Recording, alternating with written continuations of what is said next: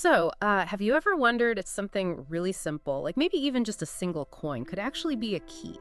A key to unlocking, huge abundance in your life? Hmm, Welcome to Manifestation Matters. that's a fascinating question, isn't it? It really is. And today we're going to dive into this idea, this sort of centuries old secret that connects a single coin to attracting wealth. Yeah, it draws on some pretty deep principles, even biblical ideas, but also practical advice. Exactly. And the claims around this are, well, they're kind of wild. People talking about buying houses, clearing massive debts. Right, starting businesses that thrive, even like outdoing competitors, Mhm. all linked back to this simple practice. It definitely makes you curious. So our mission today is really to unpack this, understand the secret, and figure out how you might use it to invite, well, financial blessings. Okay, well, a good place to start might be this whole idea of material things reflecting something spiritual.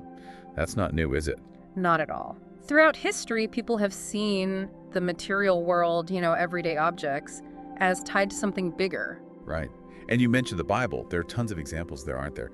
God working miracles through really simple actions. Totally. Like Moses lifting his staff Yeah. and the Red Sea parts, that's pretty epic. Or Elisha just tossing a bit of salt into water to make Yeah. it pure. Or Moses striking a rock and suddenly there's water gushing out. Simple acts, huge consequences. And these stories, they kind of suggest that maybe, just maybe, blessings or solutions can show up in really unexpected small ways.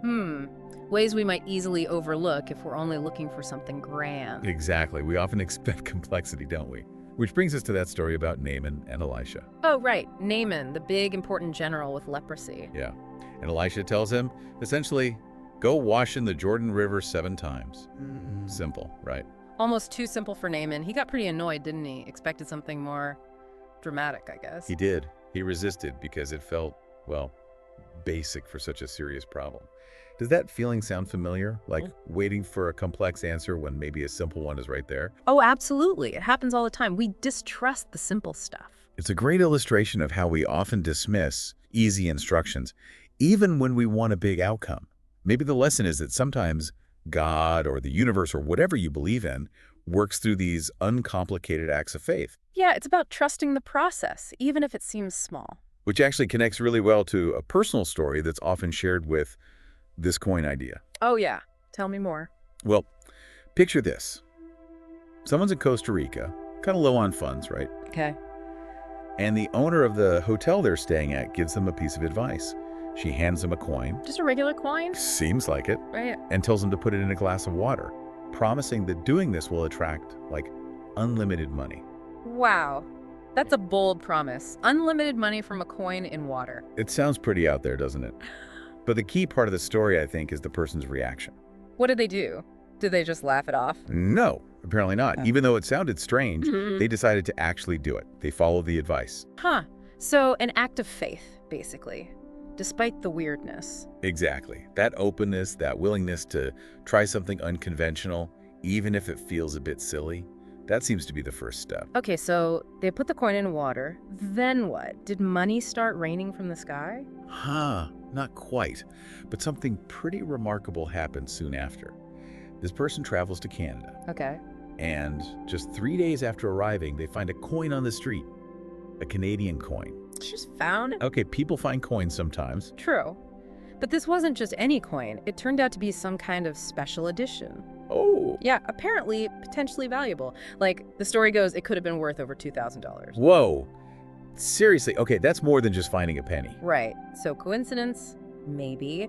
But for this person, remembering the advice from Costa Rica. It felt like a sign, like the universe or God responding to that small act of faith with the water. That's how they interpreted it, yeah. It became this really significant moment, linking the advice, the action, and this unexpected find. It really highlights how much our belief and interpretation shape our experience, doesn't it? It absolutely does. Finding that specific valuable coin becomes powerful proof within their own story. Okay, so finding coins can be significant.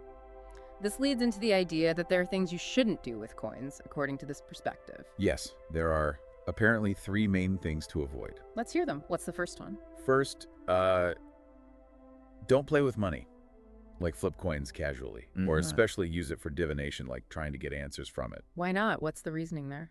The thinking is that money represents divine provision, a gift, or a flow from a higher source. So using it frivolously or trying to force answers out of it, it's seen as disrespectful to that source. Okay, so treat it with a certain reverence makes sense in this context. What's number 2? Number 2, never just walk past a coin you find on the street. Don't leave it there. Even a penny. Even a penny. The idea is that finding any money could be a little nudge, a communication, maybe from God, acknowledging your needs or signaling that abundance is available. So ignoring it would be like hanging up on that call, Yeah. rejecting the message. Kind of, yeah. It's about being open and receptive, even to the smallest signs. Picking it up is accepting that communication. Interesting. Okay, and the third thing, never to do. Third, and this is a big one, never refuse to give a coin to someone who is genuinely in need, if you have one. Generosity. Exactly. Generosity is presented as absolutely key. Giving, even when you might feel you don't have much, is seen as demonstrating faith in that divine provision. It shows you trust that more will come. So giving actually opens the door to receiving more. It's like proving your trust in the system. That's the core idea. It creates flow. You're showing you're not hoarding out of fear, but trusting the abundance. It's like a principle of reciprocation. Okay, so to recap, treat money respectfully, pick up found coins as a sign, and be generous. Pretty much. And picking up found money, regardless of the amount, is framed as actively accepting God's communication about abundance. It's a conscious yes. Why is the physical act of picking it up so important, do you think? Well, physically bending down and taking it is a tangible action. It reinforces the mental state of openness and acceptance. It's like telling yourself, yes, I receive this. I am worthy of abundance, even in this tiny form. Right, it makes the intention concrete. So now we get to the core practice, the symbolic act itself, to attract this unlimited abundance. Yes, the ritual, if you like. Okay, walk us through it. It's pretty simple, actually. You take a glass of water, Okay. and you place a coin inside it. Any coin, or the found one. The descriptions usually just say unknown, so it seems any coin works to represent the principle. Got it. Coin in water, then what?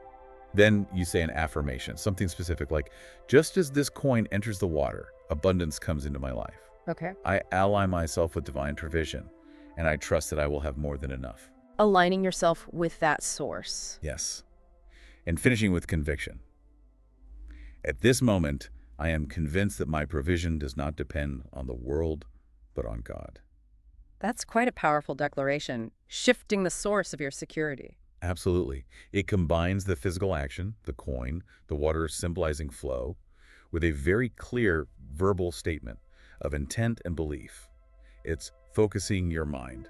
Programming the subconscious, perhaps. You could see it that way, directing your thoughts and energy towards trust and abundance away from worldly limitations. So after you say the affirmation, You take the coin out of the water, dry it off, and then you keep it. keep it where? In your pocket. Usually somewhere safe, maybe your wallet or purse. It acts as a symbol, a constant reminder of that commitment, that connection to divine provision you just affirmed. Like a touchstone for that belief. Exactly. A physical anchor for the intention. And you keep this coin indefinitely. Generally, yes, with one important exception. If someone comes to you who is in greater need, and they ask for help, maybe even for that specific coin, you should give to them. Even if it's the only coin you have. The special symbol coin? Especially then, according to this teaching. Because giving it away in that moment is the ultimate act of faith. Wow. It reinforces that generosity principle again, but on a deeper level. You're demonstrating ultimate trust that your provision isn't tied to that one object. Precisely. You're living out the belief that your source is God, or the divine, not the coin itself. The understanding is that after doing this ritual and living by these principles, your provision truly shifts. It comes directly from that higher source, leading to abundance. It reframes your entire relationship with money and supply. It aims to, yes. There's another story often told with this, isn't there? About a wealthy French magnate. Ah, yes, that's a powerful one, illustrating the belief aspect. The story goes he was once homeless, destitute, Okay. and one day, a seemingly drunk person gave him a coin, which looked like it was made of solid gold. A gold coin. To someone homeless, that's unusual. Very. But what did this homeless man do?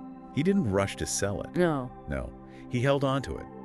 He started to believe that this coin was his lucky charm, the seed of his future wealth. He saw it as a sign of inevitable prosperity. So the belief attached to the coin was the key thing for him. It seems so. That conviction That belief that he already possessed the source of his fortune apparently fueled him. How so? It changed his mindset. He started acting differently, looking for opportunities, taking risks maybe he wouldn't have otherwise. He acted like someone who knew success was coming. And eventually, He became incredibly successful, built a business empire, became very wealthy. And all along, he kept that gold coin as his talisman. amazing. But there's a twist, right? There is. Much later in life, when he was already rich, he encountered a beggar on the street. Feeling generous, he decided to pass on his luck. Give the beggar the gold coin. That was the intention. He took it out to give it away. And only then did he really look closely at it. And he discovered it wasn't gold at all. It was just some worthless piece of metal, maybe brass. No way. So the coin itself had no intrinsic value. None whatsoever. But his belief in its value, his belief that it represented his coming wealth, that was the real power. Wow. That's profound. So the moral is that wealth, abundance, it's fundamentally a state of mind, an energy. That's certainly the takeaway from that story. The belief, the conviction in divine provision, or just in your own inevitable success, that seems to be the engine. The coin was just the focusing point for that belief. So we circle back to this core idea. Whether you call it God or the universe, that's the ultimate source of abundance. And performing a simple act, like with the coin and water, but doing it with genuine faith and conviction, that can actually shift things. It can potentially change your mindset, which then changes your actions, and ultimately your reality, leading hopefully to prosperity and comfort. It's about aligning your inner world, your beliefs, with the outcome you desire. Well put. The coin becomes a tool, a symbol, to help focus that inner alignment. It's a reminder of your connection to that larger source and your own power to attract good things. Fascinating stuff. It really makes you think about the power of simple rituals and focused belief. It really does. It suggests our experience of abundance is deeply tied to our perception and our faith in it. Well, thank you so much for walking us through all that. It's been a really insightful deep dive. My pleasure. It's always interesting to explore these connections between belief, action, and results. Absolutely. And for everyone listening, if you found this interesting or helpful, we'd love it if you could give this video a like. Yeah, and maybe subscribe to the channel so you don't miss our future explorations. Definitely. And please leave your thoughts in the comments below. Have you ever tried anything like this? What do you think about the power of belief and symbols? We genuinely love to hear your perspectives. And finally, if you know someone who might benefit from hearing this, feel free to share it with them. Spread the conversation. Exactly. Thanks again for tuning in to Manifestation Matters. We'll see you next time.